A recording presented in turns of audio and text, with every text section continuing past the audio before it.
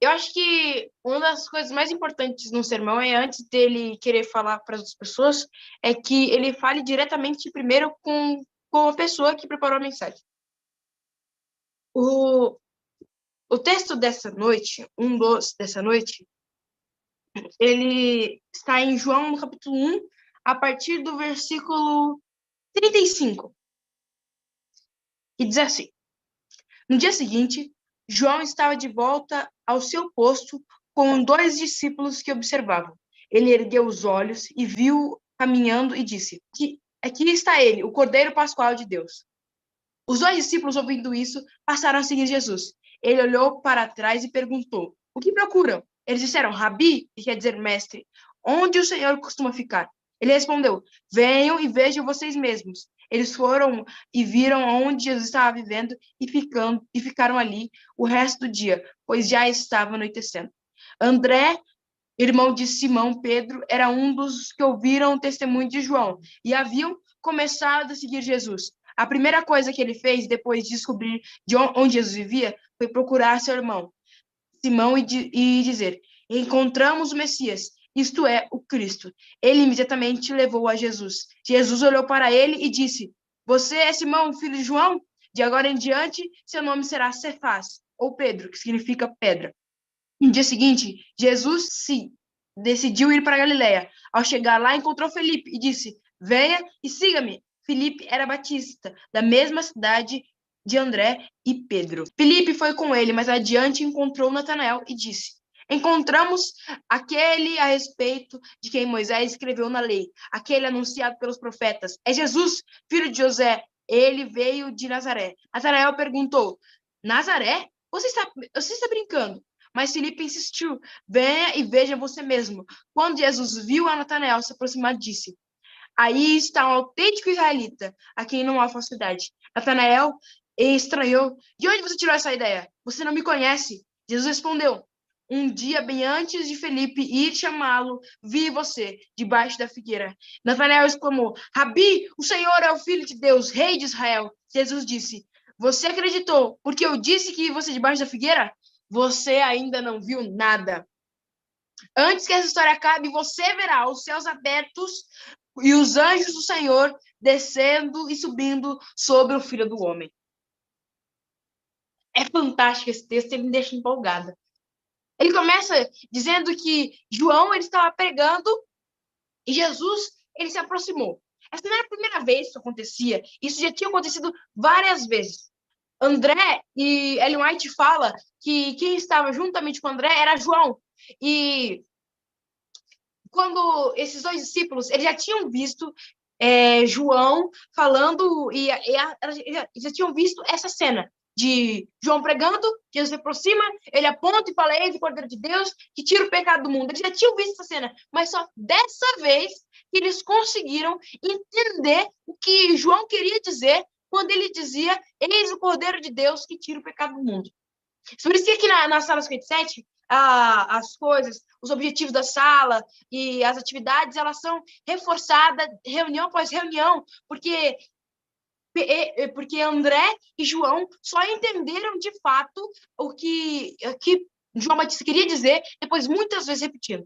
E quando eles entenderam, o posicionamento deles é muito bom. Quando eles viram Cristo, eles começaram a segui-lo. E era real comum que naquela época as pessoas seguissem os mestres. Então, realmente, João Batista, Jesus, todas aquelas pessoas que ensinavam, era comum que pessoas ficassem seguindo elas, literalmente. E Jesus para e pergunta para eles, dando a eles o benefício da dúvida: o que vocês estão fazendo atrás de mim? E eles decidem, então eles respondem: olha, eles chamam Cristo de Rabi, mestre, e perguntam para onde ele estava indo. Quando eles falam isso, eles estão dizendo: olha, nós reconhecemos o Senhor como mestre. Para onde o Senhor está indo? Que nós queremos aprender com o Senhor. Nós queremos conhecer e conhecer o que o Senhor conhece. Sabe, é impressionante a alegria que deve ter se apossado de João e de André quando eles entenderam o que estava acontecendo na hora que João Batista apontou e disse: Eis o poder de Deus que tira o pecado do mundo. Naquela vez, eles escutaram a mesma coisa várias vezes, mas daquela vez soou diferente. Eles entenderam o que estava sendo dito. Ao longo de toda a Bíblia, é mostrado a esperança, e sobre essa esperança que nós estamos falando, para aquele povo, era a esperança de que viria o Messias. A promessa que foi feita lá em Gênesis 3, no versículo 15, agora era cumprida para aquelas pessoas, de que o Messias estava vindo para acabar com o pecado. Se você for no livro de Isaías, o livro de Isaías ele conta sobre um Messias que ele vai vir para acabar com o pecado do mundo, que ele vai vir com poder e grande glória para fundar o seu reino de esplendor e majestade. Mas também o livro de Isaías fala de um Messias que viria para sofrer, para pagar pelos nossos pecados, que morreria morte de cruz.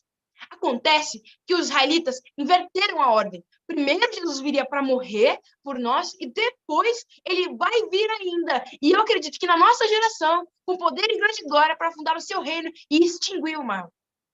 Eles trocaram a ordem. Por isso que talvez André e João tiveram dificuldade de entender o que João estava dizendo. Porque as pessoas, ao olharem para Cristo, não viam um cavaleiro numa armadura branca que via para extinguir o Império Romano. E real, Jesus não veio para fazer isso. Ele veio para nos salvar do pecado.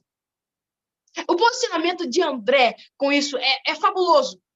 Aquilo que ele descobre é tão incrível, a promessa do qual o povo dele estava esperando há tanto tempo, e agora ele havia conhecido o Messias, ele não podia ficar quieto. Então ele corre e vai contar para seu irmão. Ele corre e conta para Simão que ele havia conhecido o Messias. E sabe, tem uma história de uma menina que ela havia assistido a aula de geografia na escola, e ela descobriu que quando estava perto do tsunami, o mar ele se recolhe antes que o tsunami venha. E aconteceu que ela estava na praia com seu pai, com sua família, e ela percebeu o mar recolhendo. E ela falou para o pai dela: olha, pai, o mar está recolhendo. Acho que veio o tsunami. E eles comunicaram todas as pessoas que estavam na praia, e algumas pessoas saíram, outras não acreditaram. O tsunami realmente veio. Agora, o que seria essa moça se ela não tivesse avisado as pessoas que o tsunami estava por vir?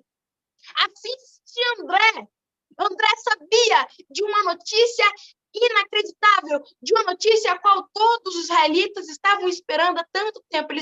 Ele precisava contar para as pessoas. Ele precisava dizer isso. Então ele foi primeiramente até seu irmão e ele fala: Simão, eu vi o Messias, eu conheci o Messias, eu estava lá com o João. João contou para ele, o Messias veio e o Messias. E sabe, quando João ele tem um encontro com Cristo e Cristo diz assim: olha, você agora não será mais chamado Simão, agora você é Pedro. E sabe, Pedro de pedra ele não tinha nada. Ele era instável, ele era uma pessoa impulsiva. Pedro, ele era uma pessoa que ele agia primeiro, depois ele pensava. Tanto que a Bíblia conta de trechos onde Jesus estava falando: não, eu vou morrer. Pedro, segura o braço, que Cristo, você não vai não. E lá assim: oh, meu filho, como se sua opinião dependesse do que vai acontecer. E ele agia, depois ele pensava, ele não tinha nada de estável para ser chamado de pedra. Mas sabe, Cristo, ele não via a pequenez de Pedro, ele via lá na frente o que ele se tornaria. E é impressionante ver que, numa noite, Pedro estava no Getsemane e ele olha para Malco e fala: olha a abelha que corta a sua orelha. E alguns dias depois, estava Pedro pregando para uma multidão e convertendo 3.000 pessoas. Porque a partir do momento que ele recebeu o batismo do Espírito Santo, ele foi transformado e virou outra pessoa. Talvez você olhe para Pedro e se identifique com algumas características dele, como o fato dele ser impulsivo, o fato dele agir primeiro, depois agir, o fato dele ser instável. Mas olha, para você que se identifica, e eu também às vezes me identifico, eu sei que o poder do Espírito Santo é capaz de transformar pessoas. Tenho minha mãe como exemplo. Que Deus é capaz de transformar pessoas. E se talvez hoje você se sinta dessa forma, de instável ou pequeno demais, saiba que Deus não vê ele, porque tem a música que Oratos do Rei canta, que o que Deus vê em mim é a beleza de Jesus, é a pureza que ele tem, é a bondade que dele vem. E Deus olha para você e ele vê você como filhinho amado, como o queridinho dele, e não com a pequenez das suas atitudes. E isso é impressionante. Mas Pedro só se tornou o homem que foi porque André abriu a boca. André soube da necessidade de falar para o irmão dele, de que ele havia descoberto a verdadeira esperança, de que ele sabia dessa boa nova. Durante toda a Bíblia, as 3 vezes que André aparece, ele aparece levando pessoas para Cristo. Ele tinha um instinto missionário. E todo cristão, se não é um missionário, é um impostor. Nós fomos chamados para ser pescadores de homens e não guardiões de aquário. Sabe? O texto continua. Jesus estava andando pela Galileia e ele vê Filipe. E ele fala, Filipe, vamos, Filipe, larga tudo e vem atrás de mim. E assim Filipe vai. Ele solta, e provavelmente talvez ele tivesse ouvido falar de Jesus Cristo, ou talvez não, ele só tivesse largado tudo e ido atrás do que esse homem quer. E sabe, quando ele conheceu, quando o cara conheceu quem era Cristo Jesus, assim como André, ele não pôde ficar quieto. Então ele foi até Natanael. Então, Filipe vai até Natanael e Ellen White diz que Natanael ele estava junto com André e João quando Jesus apareceu por diversas vezes. E Natanael fez parte do grupo de pessoas que achou que, pela forma com que Jesus estava, ele não era o Messias. Porque Natanael acreditava que o Messias viria primeiro para libertar do jugo romano. E essa nunca foi a missão de Jesus. E Ellen White fala que Natanael entrou em um conflito, porque eu falei do conflito em que eu tive, sobre a visão que eu tinha sobre o Espírito Santo e a nova visão que agora eu estava tendo. Natanael teve um conflito sobre aquilo que ele acreditava que era o Messias e da nova crença que ele estava tendo do Messias. Ellen White conta que Natanael estava debaixo da figueira. E ele estava brigando com ele mesmo. Ele estava brigando com o Espírito Santo. Porque ele não queria acreditar que aquele homem com as roupas simples era o chamado Messias. Aquele que o povo de Israel estava esperando por tanto tempo, ele não queria acreditar naquilo. E ele pediu para que Deus, ele orou pedindo para que Deus o mostrasse de forma clara se aquele era ou não o Messias. Sabe? Se você for, João, no capítulo 21, no versículo 2, ele fala que Natanael, ele era de uma cidade da qual ela era vizinha com Nazaré, e essa cidade, ela era uma das cidades que mais tinha rixa com Nazaré. Por isso que quando Filipe fala assim, olha, é Jesus de Nazaré, filho de José, Natanael falou assim, e desde quando vem algo bom de Nazaré? Ele conhecia as pessoas que vinham de Nazaré. A cidade em que ele cresceu era a cidade vizinha de Nazaré. Sabe? Quando ele tem um encontro com Cristo, Cristo olha para ele e fala assim, olha, eis aqui um verdadeiro israelita do qual não há falsidade. E ele faz referência a Jacó, o primeiro israelita do qual existia nele falsidade. E ele faz esse contraste quando ele vai falar com Natanael. E Natanael olha para ele e fala assim, oxe, desde quando me conhece? Eu nunca nem falei com você. E ela diz assim, olha, eu vi você debaixo da figueira. E sabe, às vezes, e infelizmente muitas das vezes, nós nos encontramos, talvez você que esteja me ouvindo, se encontre no mesmo estado que se encontrava Natanael debaixo da figueira. Brigando com o Espírito Santo, brigando com o próprio eu. Talvez você esteja num momento de angústia por algo que está acontecendo, por um problema dentro da sua casa, por um problema na sua família, mas Deus está dizendo hoje para você, eu vi você no momento da sua angústia. Eu vi você. Gênesis, no capítulo 16, ele conta a história de que Agar foge da presença de Sara porque estava sendo muito maltratada. Então, Deus manda um anjo. O anjo conversa com Agar, pede para Agar voltar. E Agar diz o quê? Esse é o Deus que me viu. Esse é o lugar do Deus que vê. Porque ela se sentiu vista. Em Mateus, no capítulo 16, Jesus pergunta para os discípulos quem ele era. E Pedro, ele responde, olha, o Senhor é o Cristo, o Filho de Deus. E Jesus responde para Pedro, olha, parabéns, porque essa resposta que você tirou, ela não veio você não pegou no Google, você não viu no chat GPT, você não viu alguém falar, foi o pastor Wagner que disse, foi a experiência com Deus que você teve que te mostrou isso. E da mesma forma para Agar e agora para Natanael, Deus havia visto. E talvez se você perguntasse para Natanael quem era Jesus, ele respondesse: Jesus é o Deus que vê, porque me viu no momento de angústia. E sabe, para mim, Deus é o Deus que faz silêncio. E muitas vezes eu grito, eu brigo com Deus, eu grito e eu sinto às vezes que não tem ninguém do outro lado. Mas da mesma forma em que às vezes ele não fala, ele se mostra presente. E eu sinto, sabe, a brisa suave que ele ia sentir, eu sinto essa brisa suave da presença do Espírito Santo. E sabe, queridos, Deus é o Deus que vê, é o Deus que estava vendo Natanael, é o Deus que te vê hoje, e amém por isso. Porque ele nos ama e você é especial para ele. Não, talvez não pelo que você faça, mas porque você é, querido, você é criatura dele, é filho. E isso é suficiente para que ele te ame e te queira perto dele. Deus é o Deus que vê. Talvez, para alguns, Deus seja Deus que ouve.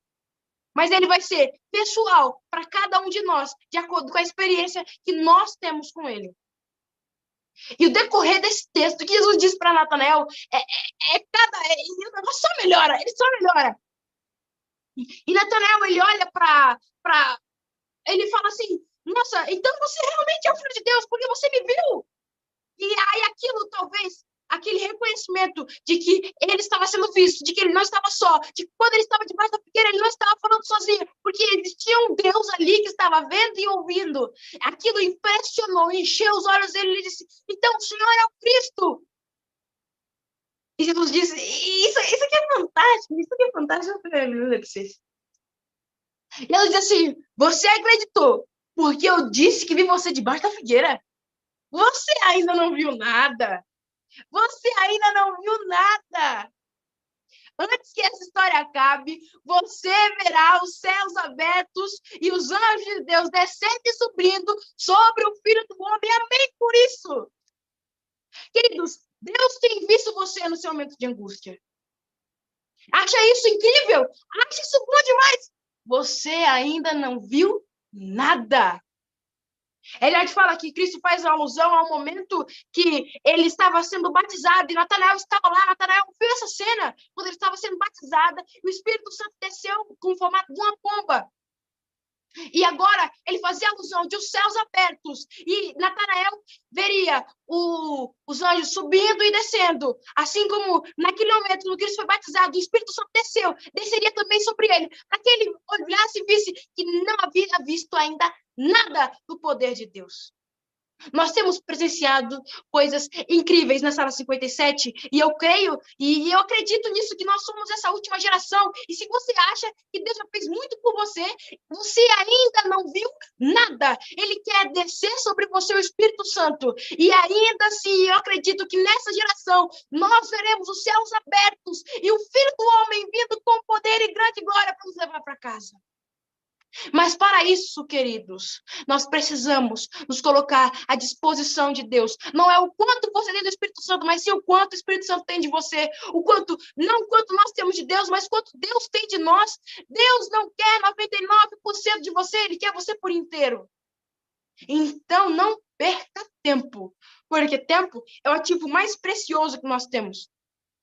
Eu gosto de, quando posso, estudar um pouco sobre matemática financeira, investimento, essas coisas. E a gente aprende que, até mesmo nisso, tudo que te compra tempo, te compra dinheiro. E o tempo é o ativo mais precioso que nós temos. Então, dedique tempo para o que realmente importa. Quer saber o que realmente importa? É as coisas do alto. Qual é o sentido da vida?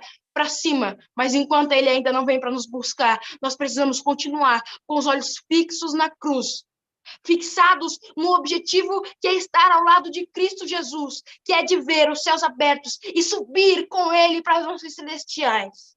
Tá difícil? Calma que ainda piora antes de melhorar. Mas saiba que você está sendo visto pelo Rei do Universo. Ele tem ouvido o seu choro. Ele tem visto a sua angústia. E Ele há de socorrer. Acha que Deus fez muito por você? Você ainda não viu nada. Ainda nós receberemos o batismo da chuva serôdia. Se buscarmos agora o batismo da chuva temporã para ver as coisas incríveis que Deus tem para fazer a nossa vida. E eu estou muito ansiosa para saber quais são as coisas incríveis que Deus tem para fazer na minha vida. Então, esteja você também disposto à disposição de Deus para que Ele faça o inimaginável na sua vida, o extraordinário. Porque o meu Deus é o Deus que faz o impossível, o Deus que faz o extraordinário. Grandes coisas fez o Senhor por nós, por isso estamos alegres. E nós ainda não vimos nada do poder de Deus. E amém, e amém. Você não podia continuar pregando, né? Podia. Porque eu estava aí já subindo, chegando nas nuvens ali, falei, Senhor, me leva, eu quero mais do Senhor, né? Nós queremos mais, amém, menininha? Amém. Nós queremos mais. Eu tenho 4 coisas para te dizer, fofinha, linda. Eu amo você. Eu preciso de você para ser feliz. Você é a parte visível de Deus. E eu creio mais em Deus porque você existe. Viu, amada? Amém, pastor. É recíproco, eu também, viu? Eu te amo, preciso de você para ser feliz. Você é a parte visível de Deus e eu creio mais em Deus porque o Senhor existe. Deus te viu embaixo da figueira, garota. Ele te conhece. Lá, quando antes de você ser formada no ventre da sua mãe, ele já sabia todos os dias da sua vida. Nunca saia da presença dele, porque o que nós precisamos, Adriele, não são de jovens distraídos, de jovens animados. Precisamos de jovens reavivados pelo Espírito que hoje abriga dentro de você, porque você Amém. aprendeu a pedir isso. E a sua mãe é o seu maior exemplo. Glória a Deus por isso, amém? Amém. Você pode fazer uma oração com a gente agora? Com certeza. Ora, filha, por favor. Oremos. Querido Deus, bondoso Pai, obrigado, Senhor, pela vida, pela saúde e pelas bênçãos que o Senhor tem derramado nas nossas vidas, ó Deus. Ó Pai, obrigado porque o Senhor é Deus que vê. Vê a cada um de nós e o Senhor também me vê, ó Deus. Me viu nos momentos de mais angústia e me trouxe aqui para este momento. O Senhor me conhece melhor do que ninguém e sabe o quão pequeno eu sou, ó Deus, e o quanto eu dependo da Tua presença. Ó Pai, eu peço para que o Senhor abençoe cada pessoa que está nesta vigília agora. Batiza-os com teu Espírito Santo e prepara, ó Pai, a minha geração para que vê os céus abertos e a multidão de anjos subindo e descendo e que nós possamos subir também, ó Deus. Nos prepara para encontrar contigo nas mansões celestiais. Eu quero ir para casa, Deus. Eu quero ir para casa, Pai. Nos ajude a colocar o foco no lugar certo, que nós possamos, ó Pai, cada dia mais nos dedicar e nos debruçar no estudo da Tua palavra e na busca diária pelo batismo do Espírito Santo. Nos batiza agora, Pai, com a Tua chuva temporã, para que nós possamos estar preparados para receber a chuva serôdia, porque nós ainda não vimos nada da Sua atuação nas nossas vidas. Nos prepara, ó Deus, para as coisas incríveis que o Senhor tem planejado para as nossas vidas. E nos ajude para que nós possamos nos entregar por completo a Ti, todos os dias receber o batismo diário do Teu Espírito Santo. Que o Senhor possa fazer de nós grandes homens e mulheres, cheios do Teu Espírito Santo, dispostos a abandonar tudo por Ti, ó Deus, e para viver uma vida repleta da Tua presença, uma vida devota e entregue a Ti. É o que eu te peço, desde já te agradeço, em nome de Cristo Jesus. Amém. Ai, louvado seja Deus, por isso que o Senhor mantenha seu coração